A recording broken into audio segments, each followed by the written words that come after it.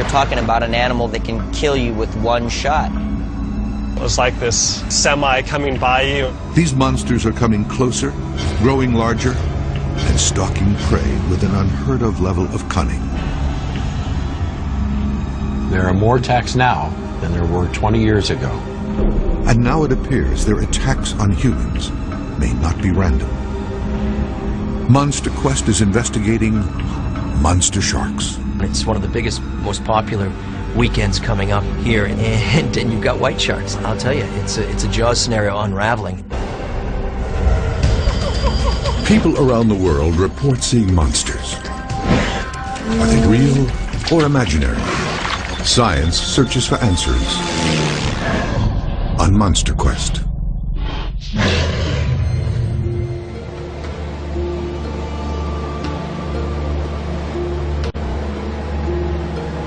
America is surrounded by thousands of miles of coastline, and every year more families move to these communities.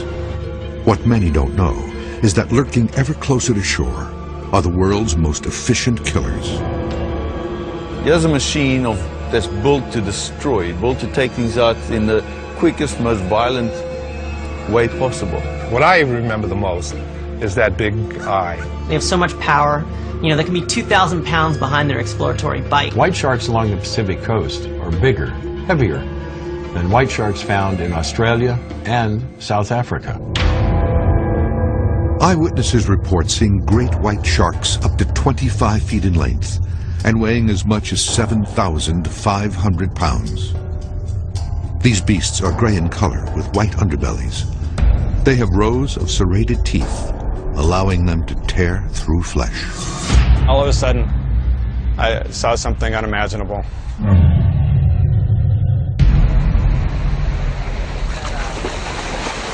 9 triathletes met for a 1-mile training swim. None suspected a deadly predator was lurking close by. We got there about 6:45. A couple of people were there. The sun was rising as the team entered the murky water. We got in the water, we swam past the break, we did a head count, and then we said okay and started swimming north. Just minutes later, one of the swimmers, Dr. David Martin, was yanked under the water. I have earplugs in when I swim, but I heard something that didn't sound right, and it was Dave screaming. I immediately swam to him. Then the triathletes realized they were not alone. And as I was swimming, I knew that he was definitely saying shark. When I approached Dave and was with him, I saw the fin. We swam back as quickly as we could to the group to see what happened and see if we could help. There was pretty clearly severe injuries. A 17-foot great white had ripped into Martin's leg. The slash it left was gushing with blood. The other swimmers rushed the dying doctor to shore. We just swam as hard as you possibly can swim for the beach. I ran and just started screaming, you know, call 911. The response was immediate. The lifeguards closed the beaches for, I think, a 17-mile stretch. We saw the helicopter come and land. Dr. Martin suffered at least 6 bites to his lower body, including one that severed a main artery. This horrific attack is an example of just how close these deep-sea predators are coming to U.S. coastlines. After that, the lifeguard came over and talked to us and told us that Dave Martin didn't make it.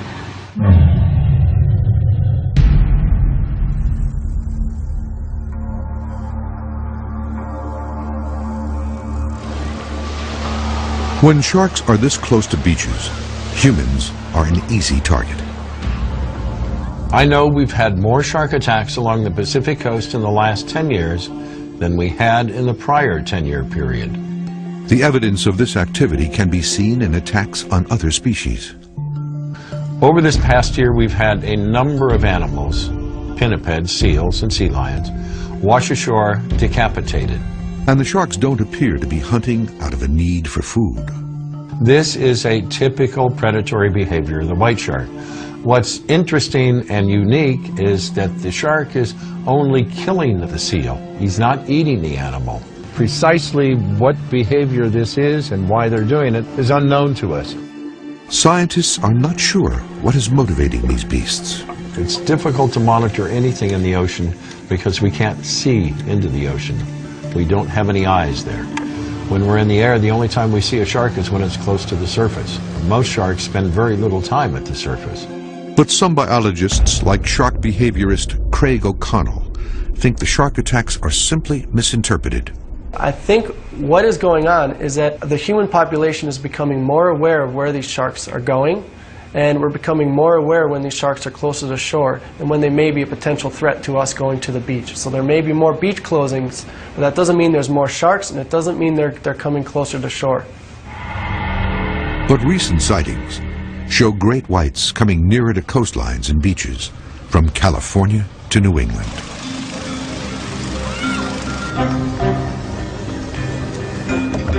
One Monster Quest team will travel to the Pacific Ocean, to an area where great whites hunt along the coast. There they will attempt to attach a camera to one of the beasts to learn where these monsters are going and how they behave when they are out of visual range. The camera system will enable Monster Quest to examine the belief that great whites are developing more complex hunting techniques. Shark! A second Monster Quest team will be in the Atlantic Ocean. They will attempt to attach a satellite tag to a great white to track its movements and hunting patterns. Sightings of the beast off the Atlantic coast have increased, and encounters with man are more likely.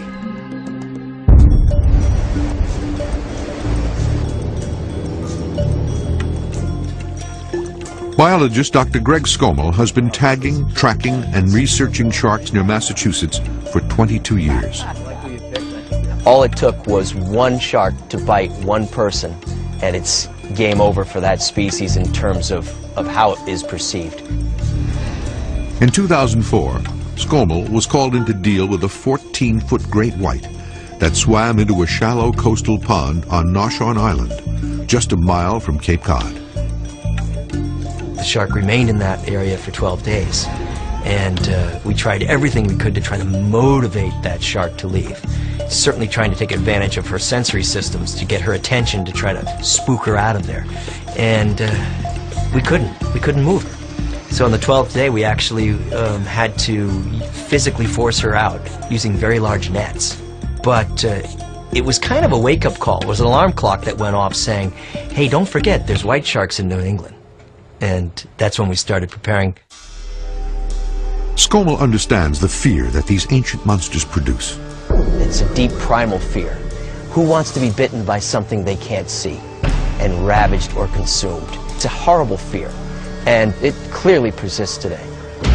The Monster Quest team will search the Atlantic waters looking for evidence that killer great whites are moving closer to populated beaches. Dr. Scommel has been trying to tag these sharks for decades, but there has never been a successful satellite tagging of a great off the East Coast. Not a single white shark in all that time period. It's my white whale, and I'm Ahab. Sightings are on the rise, and Scommel sees an opportunity.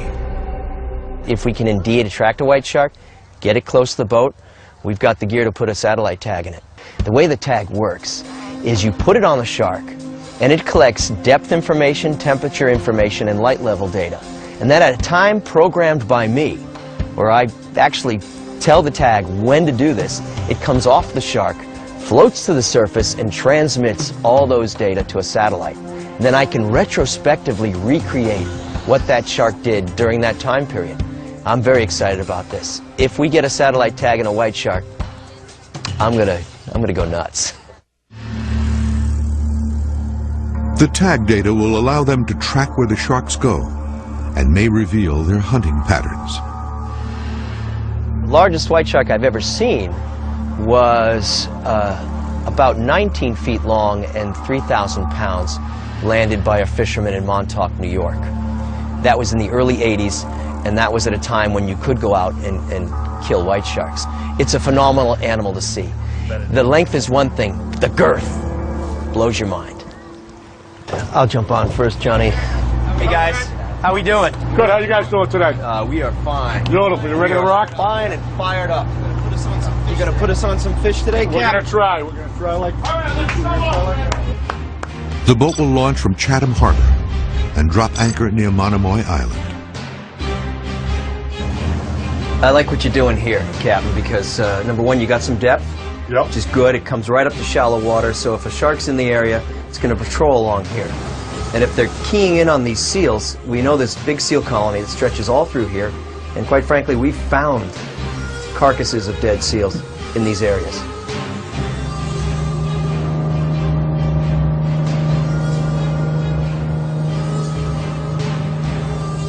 They head out and pick a spot to deploy their bait.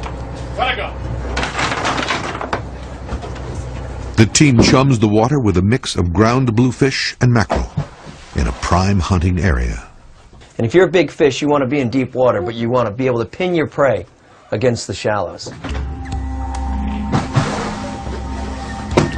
That's a nice slick. That's a nice slick. You got a nice calm day, but the tide's moving it, which is great. You got to get it out there. They also add a 5-gallon bucket of blood and a pig carcass.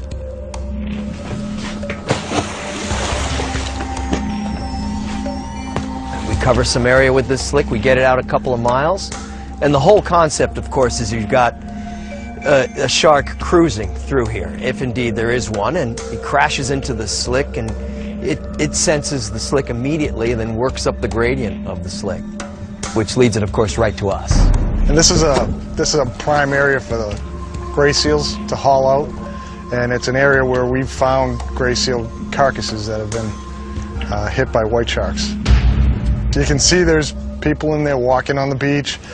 You know, it's a very popular spot for sunbathing, swimming, and also bird watching. The team has their tagging gear prepared. This is the harpoon that we use for tagging. Satellite tag will go on the end there with the dart, and once it's loaded and ready to go, Greg will tag whatever shark is at the boat. So the way this works is we use this as the dart. All right, that goes on the end of the tagging pole. Shark gets close to the boat, jam it at the base of the dorsal fin. So basically what this will do is come down into the shark through the dorsal fin and lock in. And then this will just trail. Once it hits the water, it starts collecting data on depth, temperature, and light levels, and archives that every 10 seconds. It's basically a laptop strapped to the shark. Slip tip goes on like that. So this tag's ready to go, and if a white shark swam up right now, we'd deploy it. They scan the water for movement. We look for the telltale sign of a shark, which is, of course, the dorsal fin. Everybody pay attention. Keep your eyes out. Well, I got this wonderful image of a white shark just cruising along here.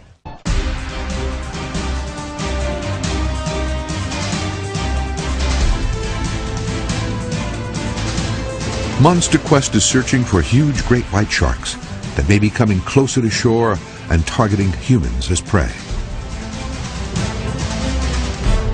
Mankind has feared these monsters of the deep since ancient times. Sharks' interactions with humans can be traced back to Herodotus, an ancient historian of Greece, in the year 492 BC. And he described shipwrecked sailors being attacked and killed and eaten alive by monsters. The oldest known shark fossils date back almost 5 million years. The latest research suggests that ancestors of these frightening beasts grew to over 30 feet in length. Those who made their living on the water, whalers and fishermen, lived in fear of the beasts for centuries. But it wasn't until 1916 that the world saw them as unstoppable killers. From July 1st to July 12th, 1916, 5 people were savagely attacked by a shark off the New Jersey coast. There's speculation that a white shark was responsible for all 5 attacks, which caused the deaths of 4 people and the amputation of the survivors' left leg. The attacks ended shortly after a great white was killed, with human remains in its belly. The panic that ensued during those 2 weeks would later inspire the movie Jaws. White shark's population was decimated in the mid-70s after the release of Jaws. Another fatal attack in 1936 would cement the monster's fearsome reputation. Joseph Troy was a boy from Dorchester. He went down to Mattapoisett, and he was visiting his uncle. And Troy was out swimming in the afternoon with a Walter Stiles, and they were off of Hollywood Beach in Mattapoisett. And around 3 or 4 o'clock in the afternoon, a shark appeared right next to Troy and grabbed him by his left leg, pulled him under. Stiles kept diving down trying to get Troy, but he couldn't. But Troy popped to the surface in a big pool of blood. When they got him ashore, they shipped him off, and he went to St. Luke's Hospital, and they ended up amputating his leg, and he passed away. Troy was 16 years old.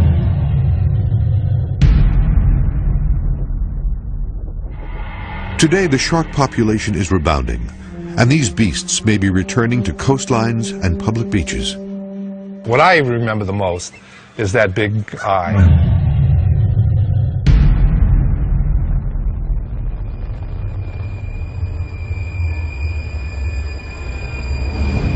Joe Fitzpack, a Massachusetts boat captain, was on a fishing excursion 2 miles out of Chatham Port when something almost attacked him. We had 2 fish on, 2 nice fish on, and as I was watching the one in the back being fought, somebody yelled out, the girl yelled out in the front, what was that? And I kind of looked, and all I could see was like a dorsal fin into the water. Something grabbed the line and ran with it. Then all of a sudden the line went limp, and when she reeled it in, all I had left was the head. Then they realized something was under the boat. As it went underneath the boat, it made a big circle around and came up, and it started bumping the boat. The shark hit the boat repeatedly. Then, after a few hard impacts, the water went quiet. As I was picking it up on the side of the boat, the shark came right up from underneath. That's when I noticed that it was a great white. I could see the big black eye. His lips were kind of pulled back, so you could see the shape of the teeth. From the head where he was and to the back of the boat was 14 feet. The shark came right up from underneath, grabbed the whole of the fish and just stripped the whole innards and stuff right out of it, and all I had left in my hand was the head of that fish. He was probably 18 inches away from my hand. The close encounter still haunts Fitzpack today. I'll never forget how close I was to, really the working end of a great white shark.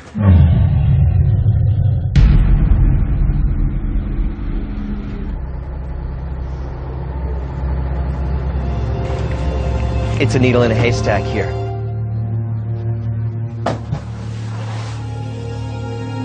The search off the coast of Cape Cod is proving difficult. We got birds, we got calm weather, we got a great slick, and we got nothing as far as sharks are concerned.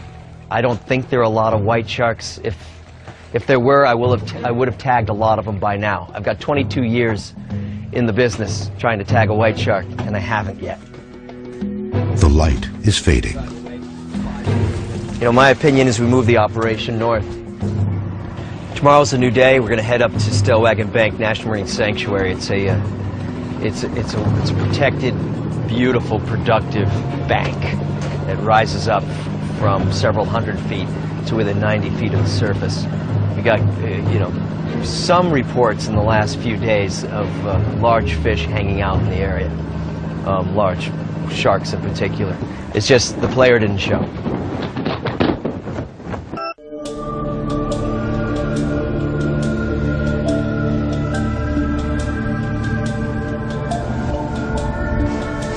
Monster Quest is searching the United States coastal waters for killer great white sharks. New research suggests that these monsters stalk their prey, strategizing before striking, with the premeditation and precision of a human serial killer. Sharks are actually learning where the best hunting spots are. Shark researcher Dr. Neil Hammerschlag has spent the last 8 years studying the attack strategies of great whites in the waters around Seal Island, South Africa. The sharks are picking their hunting spots, camouflage against the bottom through deep, dark, murky water, peering up to spot the silhouette of a seal against the water surface. This anchor point was not where the sharks had the highest chance of intercepting their seal prey, but instead was some sort of an optimal balance where sharks could detect prey, remain undetected by the seals, and even avoid competition with other sharks. Hammerschlag calls these optimal stalking territories the underwater equivalent of dark alleys. They're using some underwater alleys and using the underwater bottom topography to hide from or sneak up. Using criminal profiling methods, Hammerschlag has tracked these beasts and identified the stalking areas around the island. Like human serial killers, the great white thrives in shadow. We use a technique called geographic profiling, which uses the link sites of where attacks take place, usually criminal attacks on people, and plug it into this mathematical program called geographic profiling that uses the linked locations in this very fancy mathematical model, which determines where the highest probability of that criminal who perpetrates the attack is actually stationed themselves. Sharks and serial killers are obviously very different. They have a different motive, but basically they're using complex, similar underlying hunting strategies, which is the need to encounter their prey, avoid competitors, avoid being detected, and the need to use the underwater highways and other things, and that there's some linkages between their attacks. Attacks that demonstrate the deadly efficiency of these killing machines. The sharks are hunting primarily under low light conditions, like during dawn and dusk. And during times where it was overcast that day, they increase their hunting activity. It is these shadowy conditions that give the great white its greatest success rate. In comparison to lion, the king of the jungle has a success rate normally of about 12%, that's pretty good. But on average, the great white sharks at Seal Island have a success rate of almost 48%. And during low light conditions, they have success rates as high as 55%. That's over more than half of their attempts are successful. What we found has never been shown before is that when their success rate drops to about 40% at high light levels, they just stop hunting. So they actually know to stop hunting when the chances of them making a successful kill is low. Other animals would just keep hunting and, failing, but the sharks actually stop when their chances of actually making a successful kill is dropped. The great white targets vulnerable victims, the weakest of which can be maneuvered and isolated for slaughter. They'll let different seal groups pass by, older seals, and in a big group of seals of different ages, sometimes the younger ones can't swim as well and they start trailing off the back end of the group. The sharks notice it right away, they isolate that seal, and they launch their attack on that animal.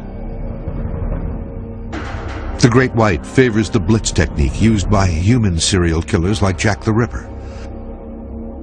Attacks so quick and brutal that the victim has no time to react.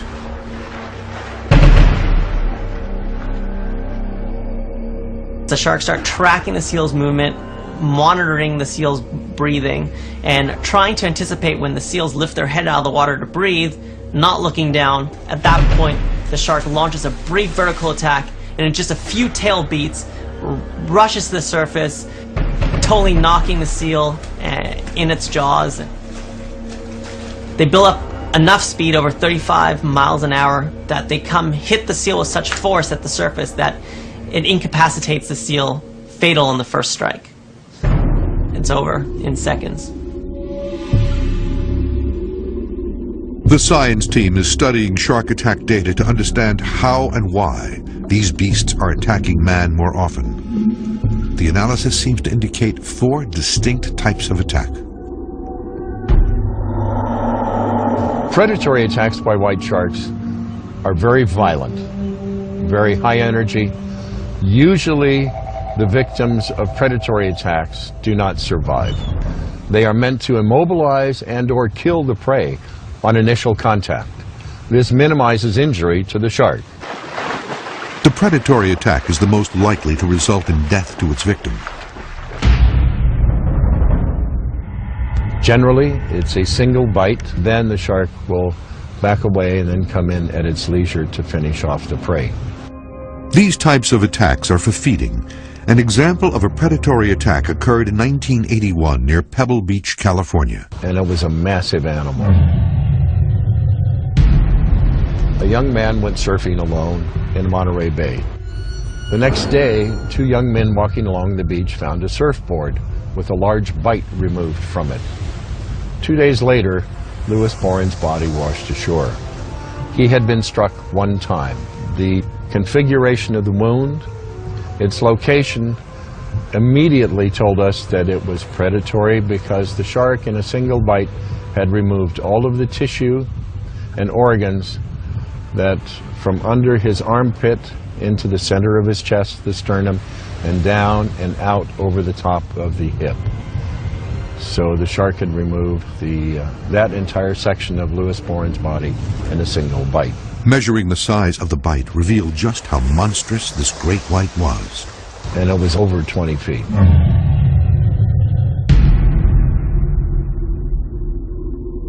The second type of great white behavior is far more frightening and grisly.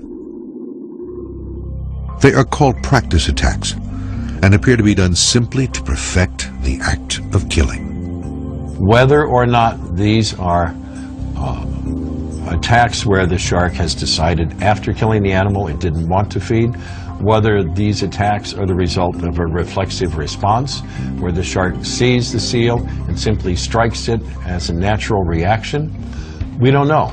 What we do know is that decapitated seals, and a substantial number, washed ashore this year along the California coast, and that tells us that we had more activity from white sharks with these animals. The third type of attack, known as an investigative bite and release, is by far the most common. White sharks are a very curious apex predator. Anything at the surface is subject to their investigation. In the case of investigatory attacks by white sharks, those have been perpetrated against all types of ocean user groups. Swimmers, divers, kayakers. That's when the shark isn't sure what the object is, and it circles and it will come in, and eventually it takes a very light nibble of the object. The shark isn't biting the kayak and the surfer because it thinks it's a marine mammal. It's biting that because it isn't sure what it is. This is their way of testing. Generally, when a human is involved, it will be one quick bite, the shark releases the victim and swims away.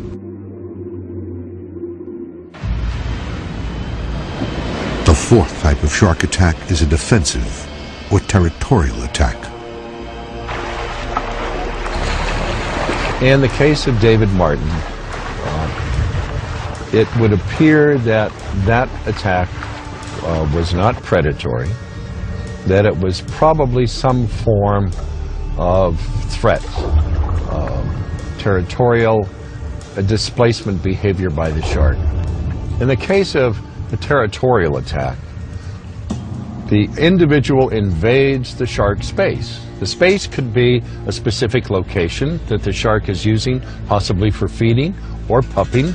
And if you invade that area, the shark is going to try to drive you off. David was bitten multiple times, at least 4, possibly as many as 6 times by the shark. The shark returned and continued to bite him a number of times until the witnesses, the rescuers in the water, were able to get to him and take him to the beach. You generally do not have that type of interaction between the subject and the shark when it's predatory. Territorial attacks are just as devastating as predatory attacks, and any animal can be a victim. Off an Australian swimming beach in 2009, officials found a dead 10-foot great white, killed by this territorial type bite. Its attacker was estimated to be a great white over 20 feet in length. The cannibalistic attack was visual proof that these monsters will defend their territory against anyone or anything that gets too close.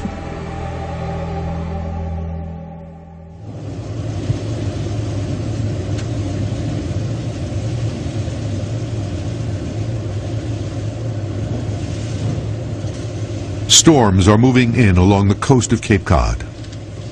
We got a report that some big sharks been reported east-southeast of the southwest corner of Stellwagen Banks.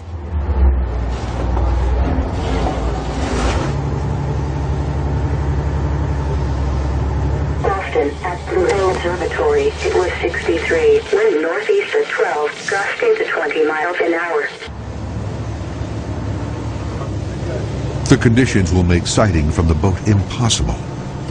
So a dive team is dispatched to see if they can get an underwater view. Judging from the Coast Guard flag, it's blowing about 15 to 20 northeast, which is probably the worst wind we could have for where we're going. Definitely not ideal. Usually a day that we'd probably, stay at the dock. We're not that far from port now, and you can see the seas are definitely building the further out we get. The wind's probably picked up a good 5 knots, and there's patchy fog blowing around, so we're getting down to some low visibility. I mean, we'll find out fast if it's too rough or not. The dive team tests the shark cage.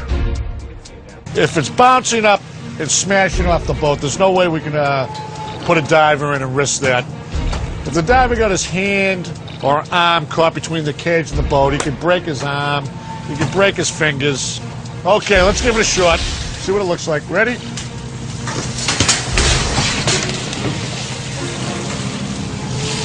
See how the cage is shaking? Put a man in there, that'd be very dangerous. The team has no choice but to turn back. It's a little disappointing that we didn't get out there and get any sharks, but the weather just wasn't cooperating. The further we get out there, the more the wind picked up, the heavier the seas got, and it just was too dangerous to deploy the cage, and it would have been a really hard time spotting sharks in these weather conditions. So it's disappointing, but we know they're out there.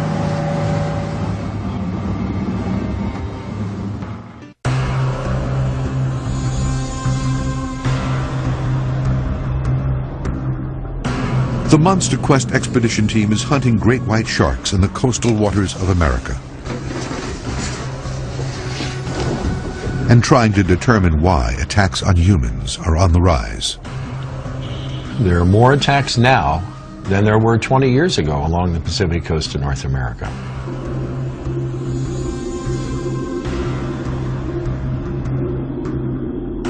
The team is investigating these recent attacks and sightings to analyze this new threat. The potential for an encounter between a white shark and a human has increased along the Pacific coast in the last 10 years simply because the ocean user groups, their populations, swimmers, divers, surfers, and kayakers, have also increased. The more people we have in the water, the more likely you are to have an encounter if a shark is in the area. There's another factor that may be playing a role in how close to shore these monsters are coming. Pinnipeds, seals, have been protected since the Marine Mammal Protection Act of 1972. White shark's population was decimated in the mid-70s after the release of Jaws, so removal of these adult sharks in the mid-70s to sell their teeth in Jaws gave the pinniped population a chance to explode.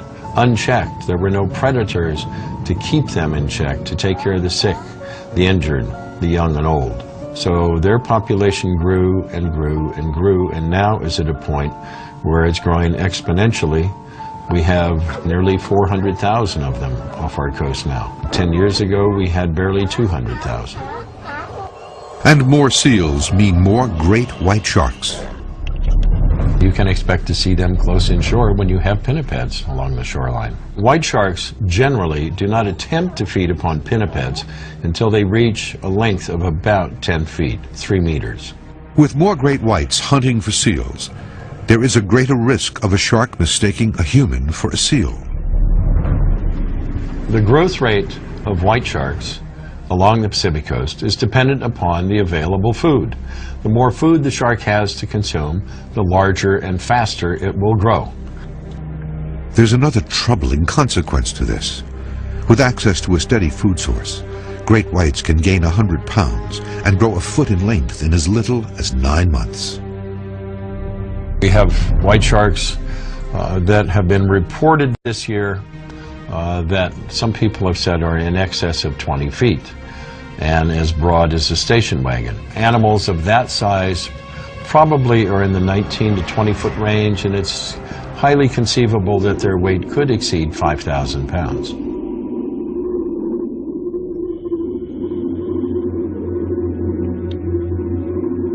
It is these giant great whites that have been spotted hunting along the coastlines, drawn in by prey they can sense even from miles away. Sharks do have ears.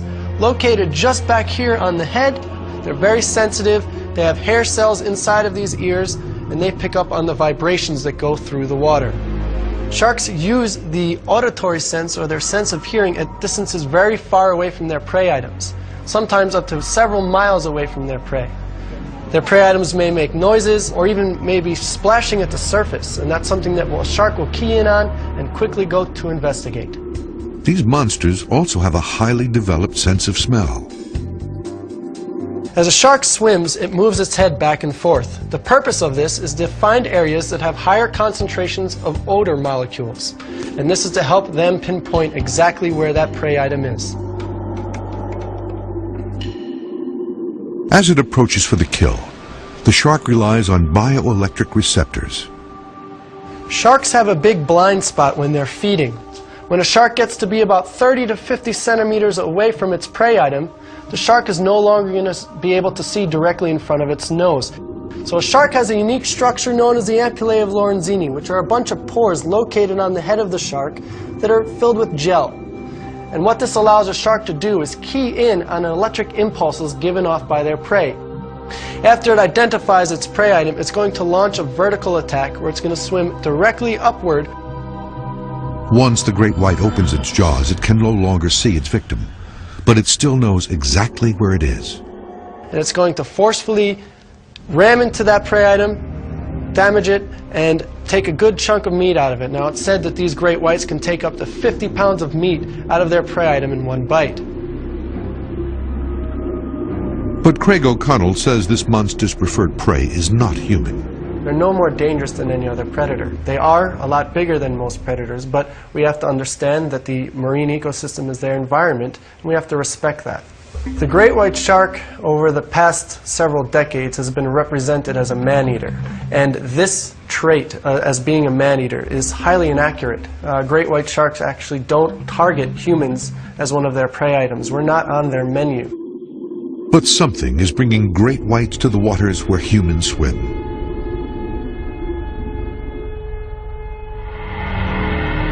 The big thing is about white sharks, we never go looking for them.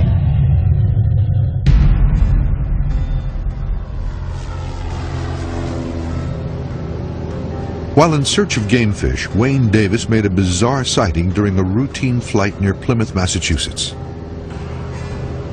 The most recent one was right on the beach, just northeast of the Chatham Airport. It was a day after kind of a big storm. The water was all murky brown and green. Big surf. So I whipped around, got my camera out, went back out and found him. He was right where I left him. Just outside the surf line. 200 or 300 yards. The massive predator was just off the beach with its victims in sight. Just south of this beach, not a mile, and the white shark was headed south, was a gang of surfers. I wouldn't want to have been a surfer there. If I had been a surfer down there and I knew that shark was there, I would have gotten out of the water.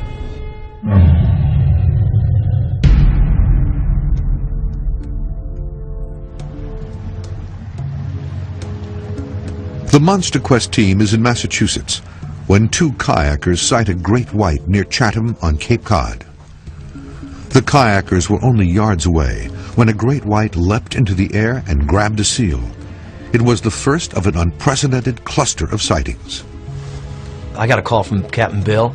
He told me that he saw two white sharks off the beach, east beach of Cape Cod, area known as Monomoy Island.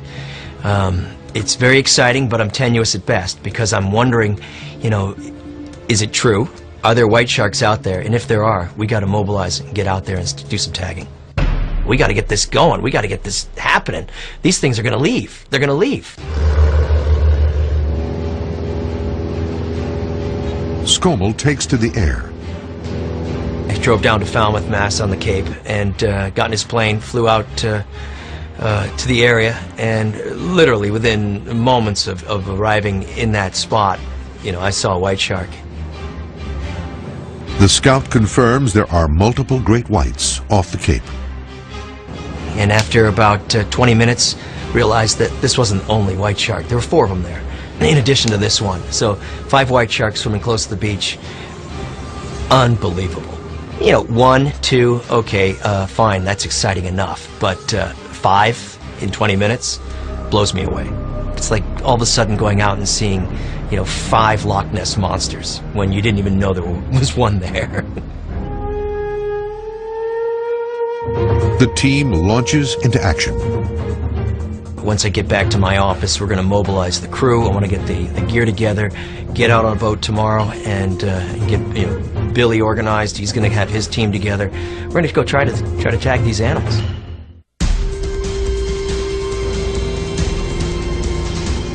Monster Quest is investigating great white sharks along U.S. coastlines. Coastlines where these beasts seem to be attacking humans with increasing frequency. Man has feared these predators for centuries and the dangers that swim just offshore. When we look at the history of shark interactions with humans along the Pacific coast of North America, we can find interactions with coastal Indian tribes and sharks all the way from the lower parts of California extending all the way up into British Columbia. Legends and tales of sharks tipping over canoes and eating the occupants are common. They even had prayers and offerings that they would make before swimming out on seal hunts in order to keep the sharks from attacking and killing them.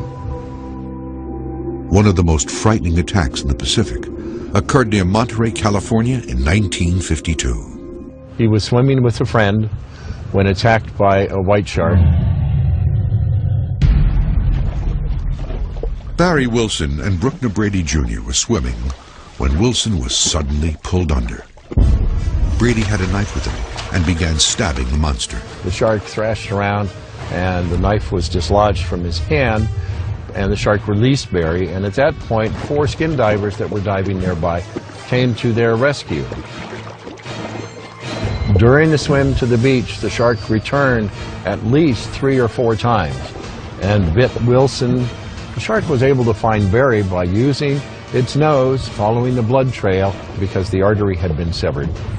Wilson was the first person to die in an area that would become the epicenter for great white attacks.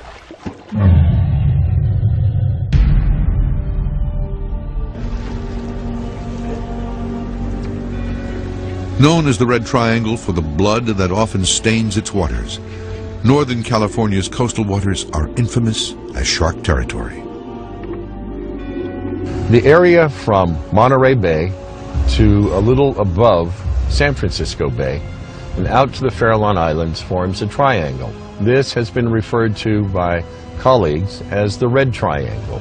The reason for that is the high number of white shark attacks that have occurred within this geographic location. Shark activity in the area seems to be on the rise.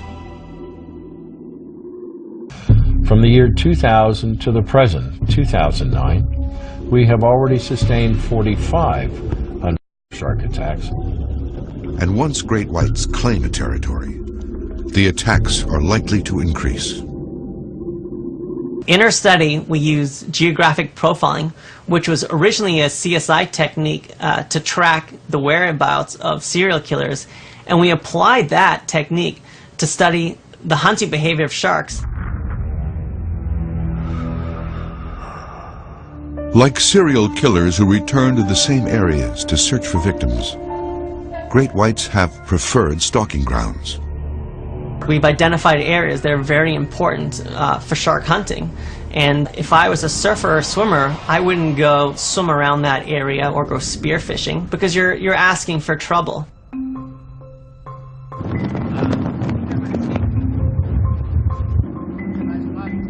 A Monster Quest team is headed to Mexico to track great whites in the Pacific. They will attempt to attach a camera to the dorsal fin of the beast to record its movements and aggression when the shark is out of visual range.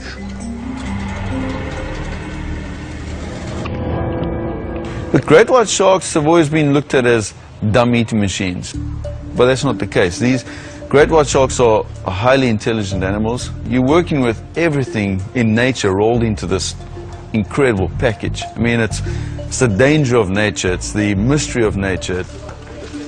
Craig Ferreira has spent his life studying great whites. He knows the risks of contact with these ferocious beasts. The best way to describe the great white shark is to equate it to an F-16 fighter jet. Here's a machine that's built to destroy, built to take things out in the quickest, most violent way possible. And the great white shark is the same thing. Okay, here we go. Ferreira will be joined by diver Dale Pearson. One of the challenges is actually getting a 15 to 18 foot white shark into position where you can hook a camera onto his back without getting killed. I mean, he's going to have to lean out of the boat in shark-infested waters with a shark right there and hook a camera to its dorsal fin. They will travel to the waters of Isle de Guadalupe, 150 miles off Baja California. They've targeted this area as a likely place for camera tagging because female great whites travel from here to the Southern California coast to give birth. I was a little apprehensive on the way down here, but now you get down here, you see the sea escape. This boat is fantastic. The crew has got their act together. I was in South Africa and we developed the shark cam over the internet, so I haven't seen it. So we've ordered a lot of extra equipment like springs and nuts and bolts and galvanic links and all sorts of things, because I got a feeling we're going to have to improvise on the job. We could probably build a nuclear submarine on this trip. The team has decided that a smaller boat will get them closer to the massive beasts, and 3 shark-proof cages will allow them to observe and film the attack behavior up close. The cages have been specially designed to stand up to the largest great whites known to man. But the great white shark is the largest predatory shark in the ocean. These animals get to at least 6 meters long, which is what, 20 feet, 18, 20 feet. I've personally seen an animal which is around about 22, 23 feet long, weighing maybe 4 to 5 tons. I mean, it's a giant animal. They're macro predators. They're right at the top of the food chain.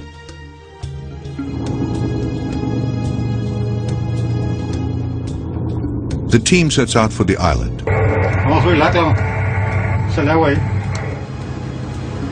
They will spend the next week in the water with great whites.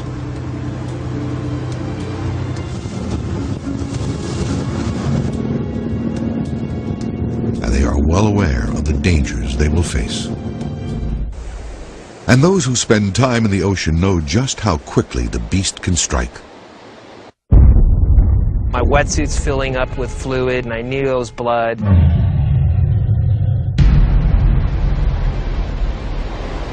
Brian Kang was spending the day surfing his favorite break.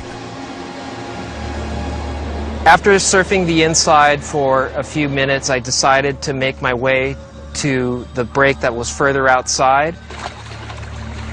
The 38-year-old was waiting for a wave. I got hit and drugged for about 20 yards. I look over to my left-hand side, and I see the tail. I see this huge tail sticking out of the water about 4+ feet out of the water and just thrashing wildly. The tail was so far away that I was like, oh my God, this is a huge shark. The 17-foot great white tore into Kang's hip and began dragging him out to sea. It takes me for like 20 yards and then drops me off. I'm completely freaking out. I know I'm hit. My wetsuit's filling up with fluid and I knew it was blood. Kang scrambled to escape. I just had the eerie feeling that it was going to come back for seconds. And sure enough, it did. The minute I got my board up and underneath me, the shark comes straight below me and above and just rolls me over. Its head sticking out of the water and kind of gumming for me. Kang reacted instinctively. The only thing I could do at that point was literally to grab its nose, and I was like punching with my right hand and its lower jaw, just holding onto its nose, put it in some kind of trance or something, and like nothing happened, with its mouth completely open, just slowly submerged into the water. The surfer began paddling desperately toward shore, leaving a trail of blood in the water. Kang was rushed to the hospital, where doctors needed 60 stitches to close the bite. I believe it was like near 60 stitches and staples. Amazingly, you know, that's pretty minor for a shark attack. Obviously, I feel, you know, very lucky. There's times where I really wonder I'm still alive.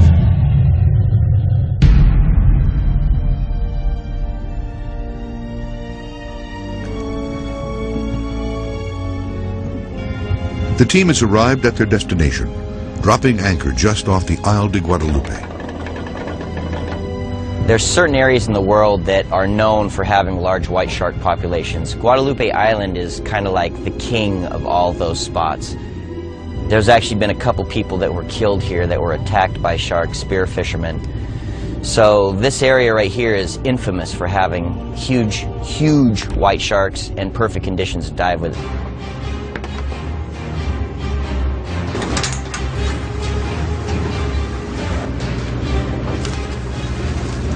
Shark expert Craig Ferreira has suggested the team stay in one location to let the great whites learn of the new food source.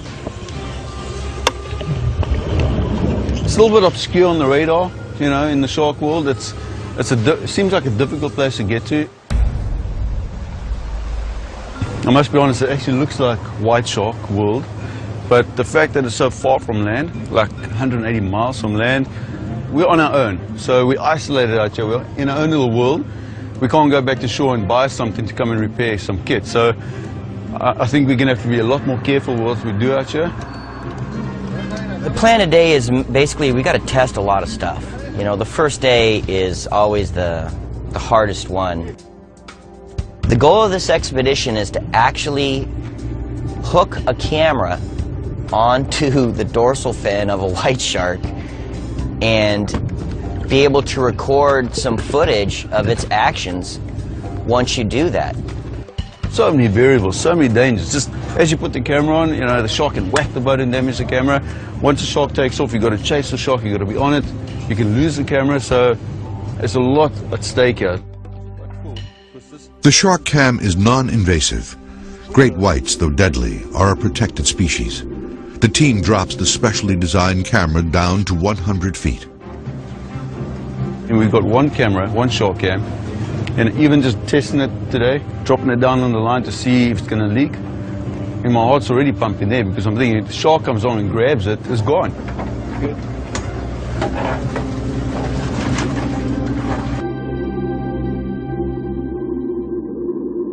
And then this camera will be like this. So the shark, tail of the shark will be there, the head will be behind me, camera will be on like that. The main thing is just to hope that you get the camera on properly. Hopefully get an eye view of the white shark in its own world.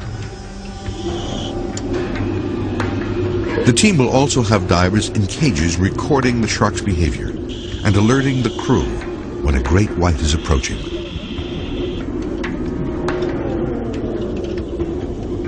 But there are some things the team can't schedule. It's a very non-invasive way to hook a camera to an animal. Shark!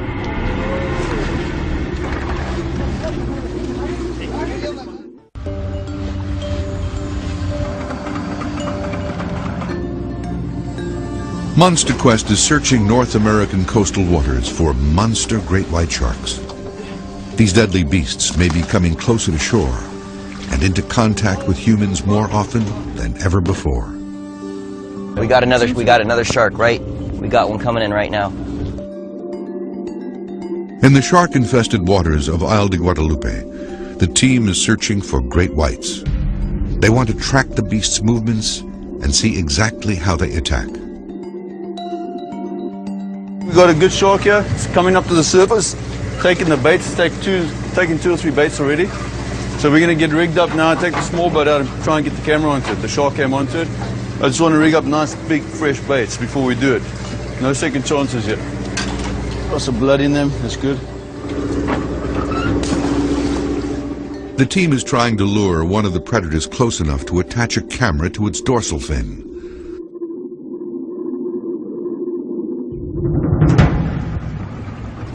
The boat has just dropped anchor, and already the beasts are gathering. The team estimates that the sharks are all at least 16 feet in length.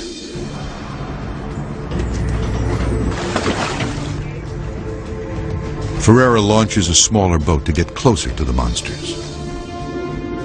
We're going to try the first deployment of the camera. So we've got the little boat connected to the big boat. We've got a big shark here, like 4.5 meters plus. What the plan is here is that the shark coming for the bait, Fernando will guide the bait past the boat. Hopefully the shark will follow the bait up the boat, and then I'll be in the middle between the shark and Fernando, and as this comes across me following the bait, I can clip the camera onto the shark.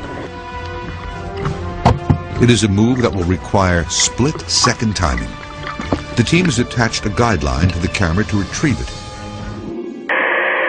There's a lot of sharks in the area. They're not coming up to the bait though. They seem to be just circling around.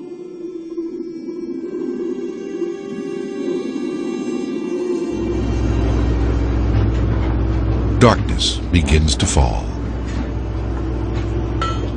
There's 2 big sharks around the boat. They suddenly came up out of nowhere. So we're going to give it a quick bash before it gets dark. See if we can get a camera onto one of these sharks. Man! Come again. Okay. Beautiful. Okay, throw the bait out again.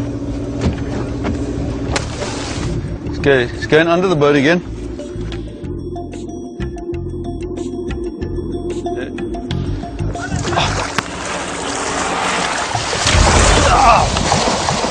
Came into us. Damn it. Okay, that was perfect. Took our bait again.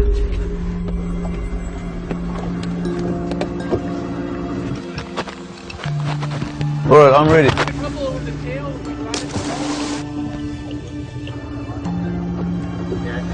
I can't see you now.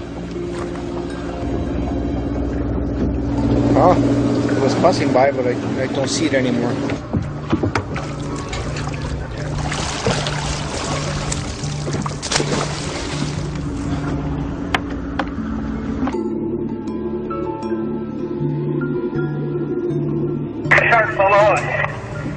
Oh, he's there. Okay, he's coming around. Roger that.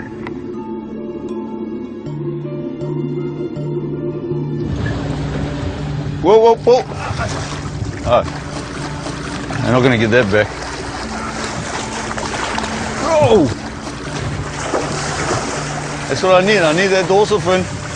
It's very dark now, so it's hard to see where the shark is. And in surprise, Fernando just came up and grabbed the bait, and you can't stop it once a shark that size gets the bait. So he's going to stick another bait on quickly. Okay, Fernando.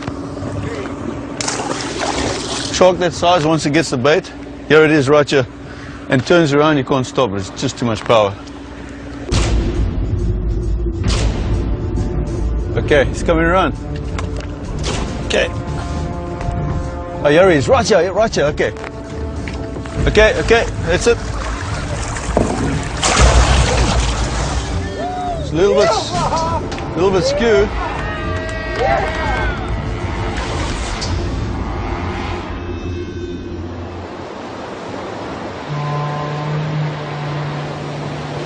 Yeah, it's like the classic Jaws scenario.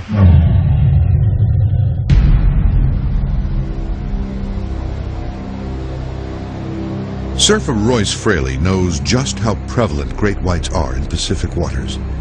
He has witnessed multiple attacks in his 43 years. Fraley has also been chased by great whites twice before and been in the water when other surfers have been bitten and attacked. His latest encounter occurred in the winter of 2006 when he felt a terrifying and familiar presence.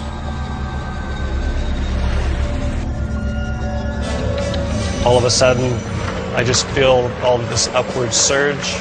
I just look to my right and just see like the classic mouth completely open.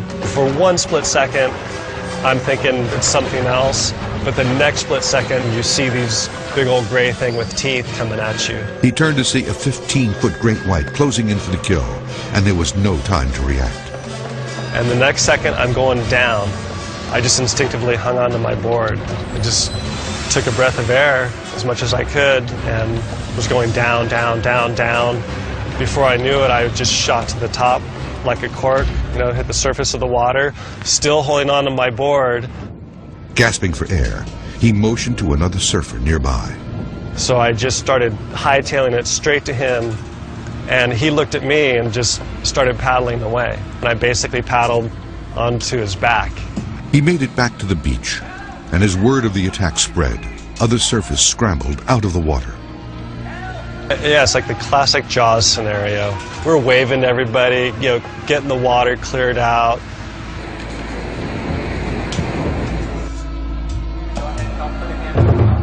Royce was lucky. I pulled my wetsuit down, and surprisingly, I just had these 4 little marks on my hip. The shark had left an 18-inch wide imprint of jagged teeth. The board literally saved Royce's skin. It was like this semi coming by you and just kind of grazing you. Somehow avoided disaster.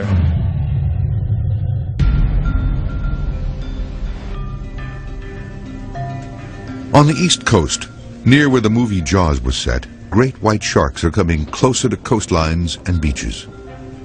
Recent sightings near the port town of Chatham, Massachusetts, have led to beach closings and warnings to stay out of the water. The expedition team is preparing to do something never before accomplished in Atlantic waters: the tagging of a great white in an effort to see where these monsters are going and what this new behavior might mean.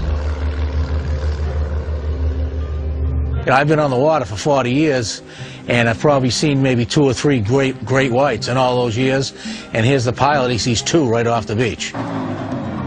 Multiple great whites have been spotted close to shore by a fishing boat and confirmed by aerial flyovers.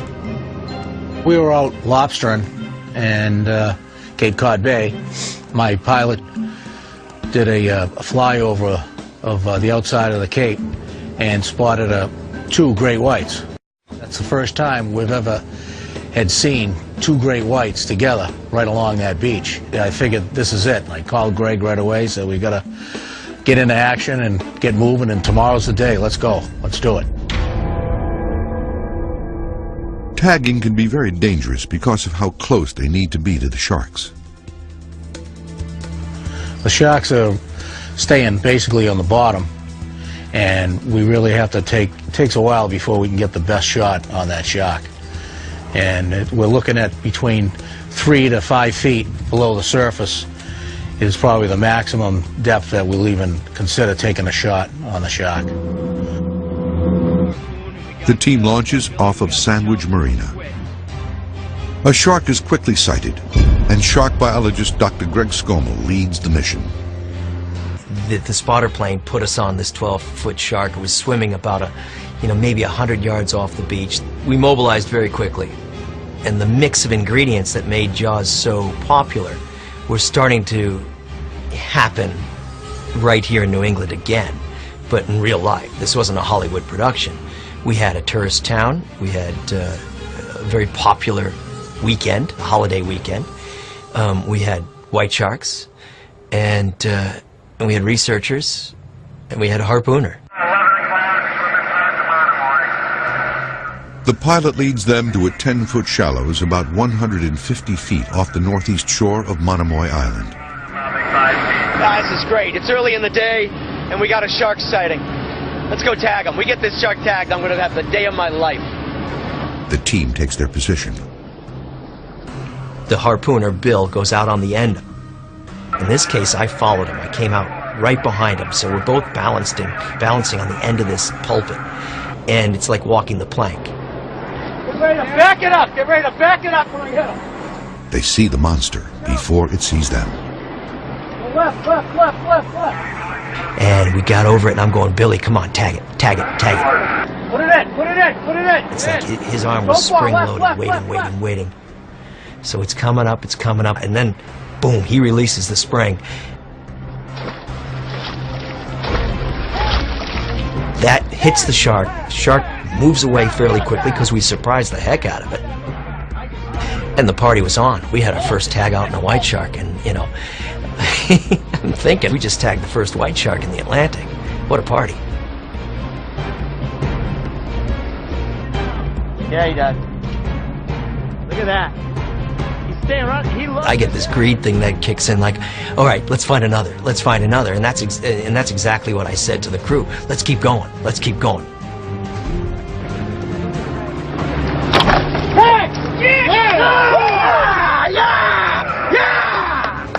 Oh, wow, I'm a little bit overexcited here. Yeah, it's such a build-up that it draws the life out of you. Just wow, amazing.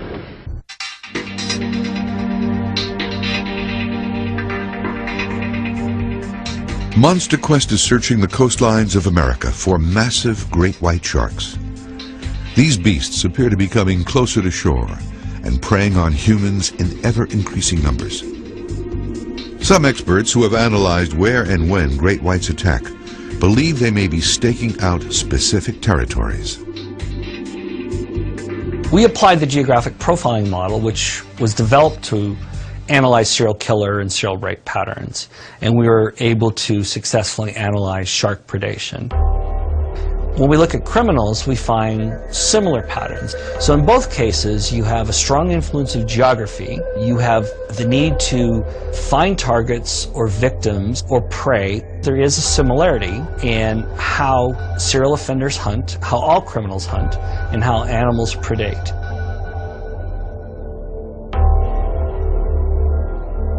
Well, the very first thing was to make sure that we had all the data accurately mapped out. Were these patterns of attacks random, clustered, or dispersed? And we found them to be definitely clustered. Even though sharks are constantly in motion, there are optimal areas for them to be searching from. So they keep returning to these locations over and over again.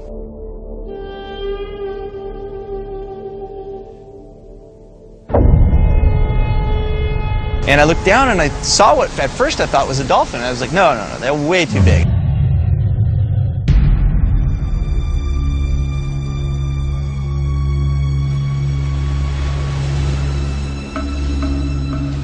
This California photographer is one of the latest witnesses to document great whites stalking ever closer to shore. And I looked down and I saw what at first I thought was a dolphin. I was like, no, they're way too big. And I thought it was a whale. It's like, wait a minute, it's not moving like a whale. It got a closer look, and then it was a white shark. And I knew, I know sharks. It was a white shark, and it was a big one. So I told the pilot, I was like, go down, we have to get this. A couple of times I was shooting the shark, and I panned up to show how close we were to the Malibu, the coastline at Malibu. The shark was actually, I would guess, about a quarter of a mile off the beach. The monster was bearing down on a spot where humans were in the water. Probably a mile north of Surfrider Beach in Malibu, which is Surfrider Beach. It's one of the most well-known surf spots in the world. It was swimming kind of lazily, but you could see it was looking for food or something. Later analysis of the footage allowed experts to estimate that the predator was over 15 feet in length. It was like looking at a school bus underwater. I have not seen a white shark that big. I mean, I've seen a couple of small white sharks and a bunch of other sharks, but I've never seen a great white that big, this close in these waters. The following day, the body of a headless seal was found near the Malibu Pier.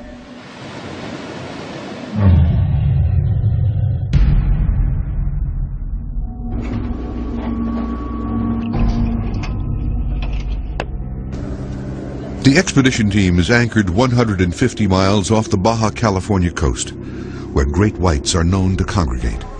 The team is attempting to attach a camera to one of the beasts to see how it hunts.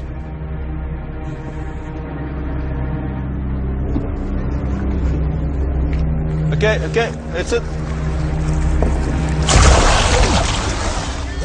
A little bit. They have succeeded in attaching the camera to the fin of an 18-foot predator. Keep this tight, keep the shark around us. That shark takes off now and snaps something up, we're screwed. I've got to really concentrate on this now. There it is, there she is. She's cruising nicely.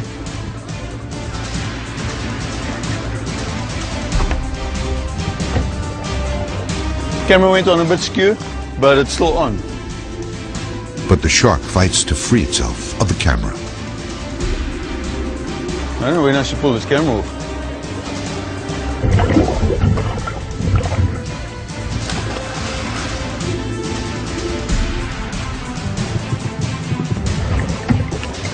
Okay, I'm going to try and pull the camera off.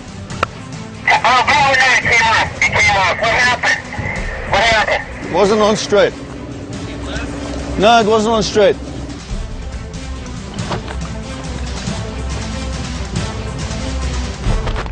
We got it on, it worked really well, it did the job exactly what, that was in my head, what I envisioned. The only thing is I think we got to move. Let me just think now. It seemed to be pulling askew for some reason, so the camera was sort of looked like it was facing off to the side.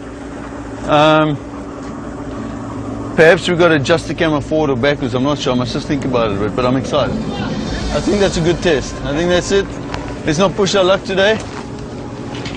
Go back, see what we got, see how it worked, and we do it tomorrow again.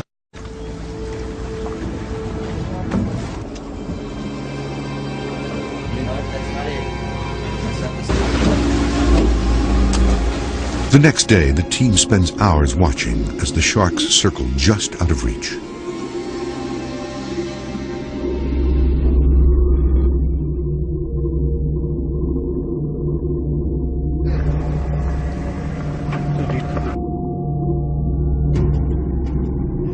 It's like they're calculating. They definitely were doing some sort of a thinking. The sharks seem to be keeping to the shadows. Man, these things are smart. But there are signs of growing aggression. Oh, look at that. Right there. Perfect. Good. The predators buzz the cages, appearing out of nowhere. Dale Pearson heads topside. I was surprised how hard they were to see in clear water. That was the first thing I noticed, that you don't really see them coming. And then when you do, it's amazingly camouflaged in the clear water.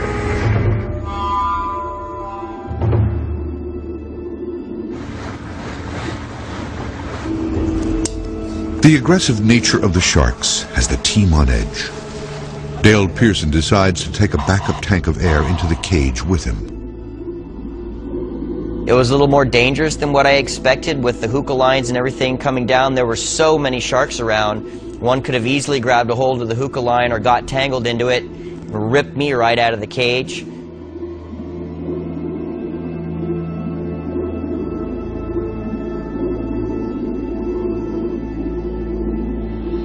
Oh, when you see him coming around, that anticipation builds up and you think something's going to happen, and it's like this emotional roller coaster ride. The sharks glide under the boat and hide in the shadows, watching and waiting as if hunting. The beasts are engineered by nature to be the perfect stealth predator. It's the thing with white sharks, it's a waiting game, and then they arrive and it's all adrenaline and excitement. And then they disappear again, you just got to sit and wait. It can be quite frustrating at times. The team baits the area, trying to draw the beasts closer. Yeah, there's a lot of sharks in the area. They're not coming up to the bait though. They seem to be just circling around, stopping. So we've got the small boat out here to put the camera on the shark, because we have to use a small boat for that. And as soon as we got all set up, the shark took off. Outside, be advised, shark coming in on the starboard side, moving in house, get ready. Okay, one's coming. Pearson observes the sharks are becoming increasingly territorial. Outside, here's another one coming in, it's a big one. Whoa, here he comes. Okay, it's coming around the back of us. Outside, big one, coming into the bottom of the boat, port side. This could be it.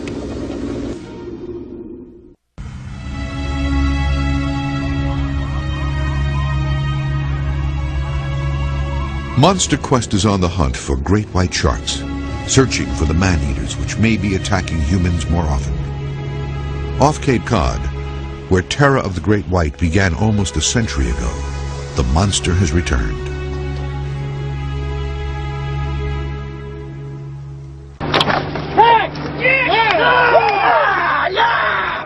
We saw another 3 or 4 sharks that day that were not tagged.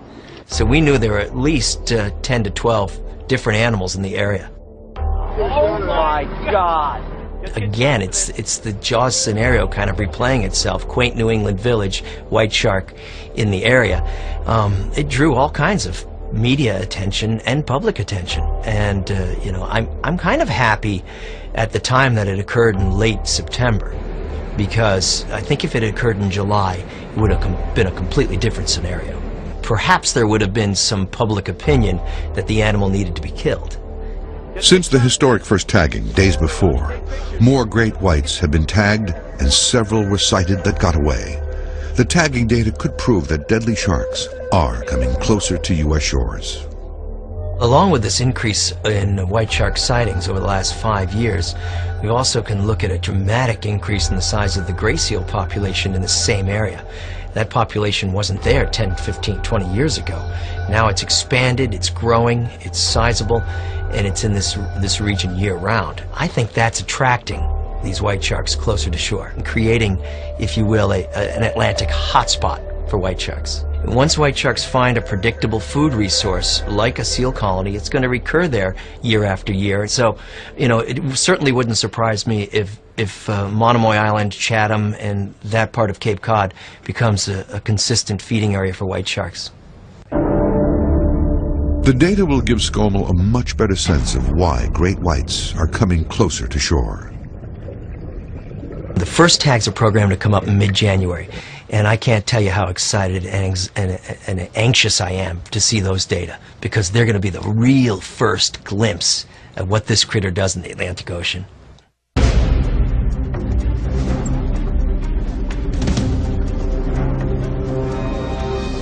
In the Pacific, supplies are being depleted and time is running out. The team is losing light fast. Soon they won't be able to see well enough to get the camera on the shark. So close, but yet so far. And the sharks are right here. We got a big one here now. It looks like a female, but this is hanging back, not coming in.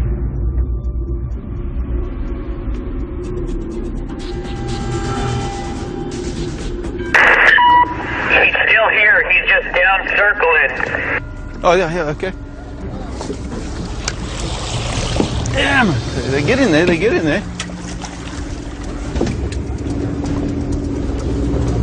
Come on!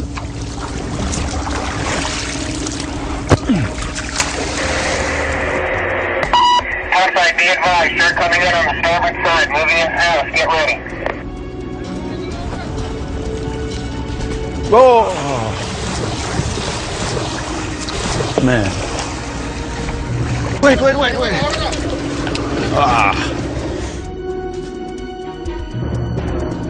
Sharks are coming in pretty close, but they're not consistent, you know. They come in, they make 1 or 2 passes and they bugger off for 10, 15 minutes. And the problem is we don't have enough time to sit here all day waiting for them to make up their minds.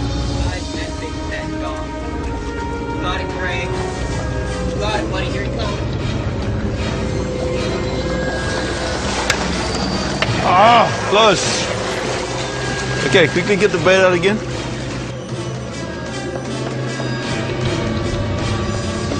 Come the other way.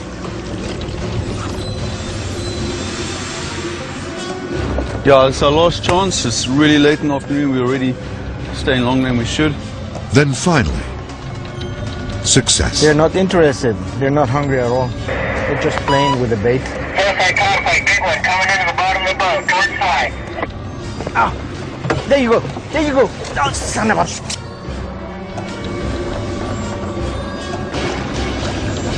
I'm taking it back. I'm taking it back. Bring it back. Bring it.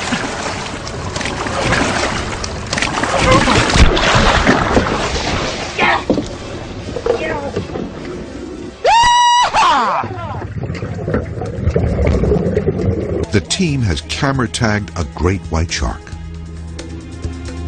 Yeah, it was high on the dorsal, that's for sure, but you got it.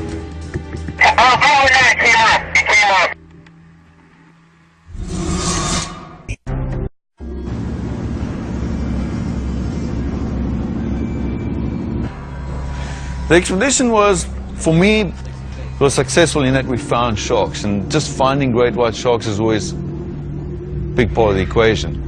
And we found these animals that were very big. The average size was close to 4.5 meters long. And you're talking about bushes, big animals, big mature sharks. So that was very successful. We had success in that we got the camera on the shark. It's a new system I'm using, and it worked. I knew it would work. I knew it would get onto the fin and the shark would take off. Unfortunately, the actual camera housing was too large. I think it was overbuilt. Because of the hydrodynamic drag on the system, it didn't stay on as long as we would have liked. So we know that the attachment point, the non-invasive attachment system, that's good. All we need to do is scale down the size of the housing and reduce the drag, and we'll be able to find some behavior of these things that's never been seen. I was in the water for diving with the white sharks for 6 hours a day, every day for the duration of the trip, and I saw some behaviors that I've never seen before. New research suggests that great white sharks premeditate, calculate, and refine their killing skills. Dale Pearson observed these behaviors close up while in the shark cage.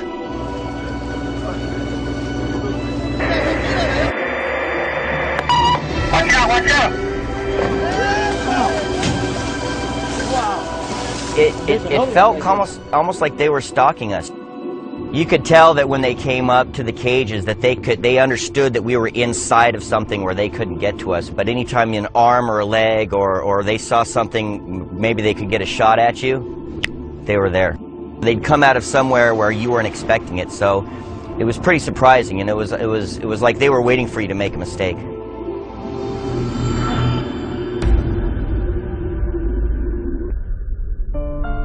The science team has finished its analysis of the Pacific Coast attack data. They've determined that since the 1990s, shark attacks have increased to almost 5 per year. During the 20th century, from 1900 to 1999, we recorded 108 unprovoked shark attacks along the Pacific Coast of North America. From the year 2000 to the present, 2009, we have already sustained 45 unprovoked shark attacks, or nearly 50% of the entire total for the 20th century. With the increased populations of ocean user groups, surfers, swimmers, kayakers, and divers, more than likely this trend will continue to rise. The team has also identified the most likely location for shark attacks. This map shows an area in Central California from Santa Cruz up to San Francisco. We can see all of these attacks occurring along this highway that's utilized by white sharks in their movements north and south along the California coast. More than 60% of the cases occurred in only 3 months of the year, August, September, and October. These 3 months are the time when great whites are drawn to shore and near humans. We noticed that the attacks by white sharks seem to occur at the same locations repeatedly, and more than 60% of the attacks by white sharks along the Pacific coast of North America occur at a recurring location. In this area, Bird Rock, we have 2. This area down here, we have 2. Up here at Tamales Point, we have a total of 7 attacks that occurred. The balance of the coastline in this area, we've had none, no activity at all. This demonstrates a preferred location for the shark, areas where we have recurring attacks. That makes this California beach one of the most dangerous places on Earth to swim and surf.